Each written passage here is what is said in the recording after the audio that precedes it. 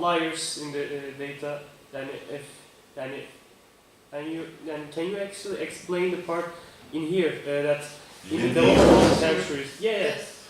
I didn't look at it actually carefully yet to see what those countries are or who are they, which years is that, because this is 14 years, 26 countries. Now in these two diagrams, 13 countries each for 14 years.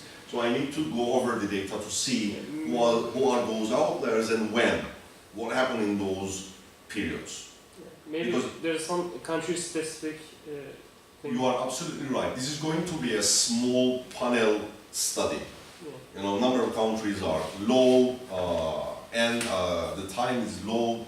It's like 14, and it's 26, so it will be a small. Therefore, it gives me the opportunity to study each country and read back what has happened to see if there has been, for example, any regulatory arrangements, either in the form of deregulation or re-regulation, which can make them some outliers. I will do that. I'm also very curious about those four countries. My guess is one of them is Mexico. Probably.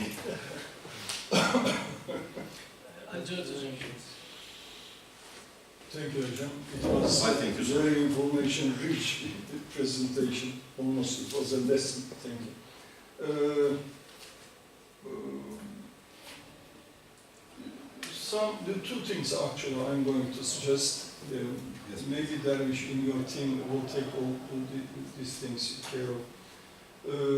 First, changing this axis, putting the shadow banking on the y-axis. The second, related to the first one, as you see, all these shadow banking zeros are dominating at the bottom. And maybe a kind of model, a Tobit type of model, their zeros are dominating, or zero inflated Poisson type of model, ZIP. Would be a good idea to look at these ones, but before applying such econometric models, these type of observations show that there is a need for a deep descriptive analysis. Deep descriptive analysis have been done here because as far as I could understand from the graphics, there is a positive relationship between all these variables and shadow banking. In developing ones, a linear, in developed ones, a little more linear positive relationship. But to be confident which countries are behaving in which way must be studied separately, group-wise. I believe so, sir. Thank you very much. Yes, please. John, thank you for coming. I am really curious about the effect of regulations on the shadow banking. So, for example, I would understand from your talk that the regulations are basically causing the shadow banking by pushing them to make money that way because they are regulated otherwise, because they can't make money in the normal economies like they should be or they would be. And also governments are protecting customers, so consumers are not very selective of banks because their money is protected by the government. So my question is, are regulations have positive effects on the shadow bankings or negative effects? Regulation wouldn't cause shadow banking unless there was a crisis about the profitability. Because when I was explaining that, you know, there was too much money all over the world, and there were a lot of channels in which those monies were transferred from one country to another, from one institution to another freely, which we call it free mobility of capital. Then, when banks face that, you know, they cannot make profit because regulatory authorities are restricting them in risk-taking, and you know it from the rules, number one rule of finance, that risk-return trade-off. So, regulation alone was not the cause of that, but profitability problem pushed them away from regulated environment into unregulated environment. If the interest rates were higher and they were still making profits, reasonable profits, under the same regulatory regime, I don't think that they would have kind of shifted into elsewhere. Thank you. Following his question, actually, you have the panel data set and you have access to crisis information for different countries as well. Crisis together with regulation, all these ones could be taken into account in the same model.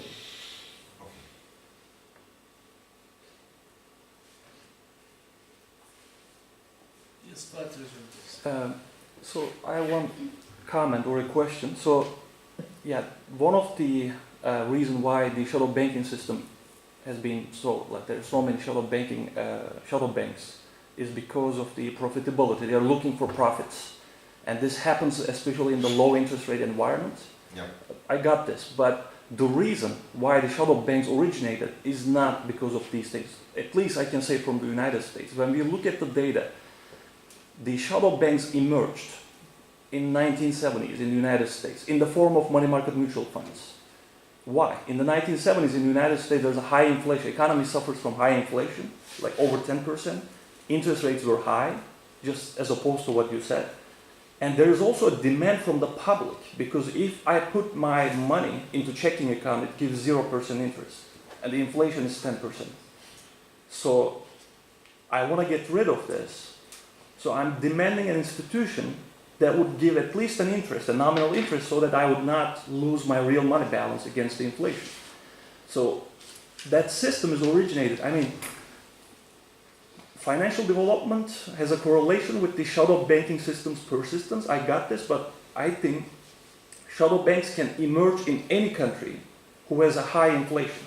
Like my example would be from Turkey. In the 1980s, the Turkish banks were competing for putting high interest rates, right?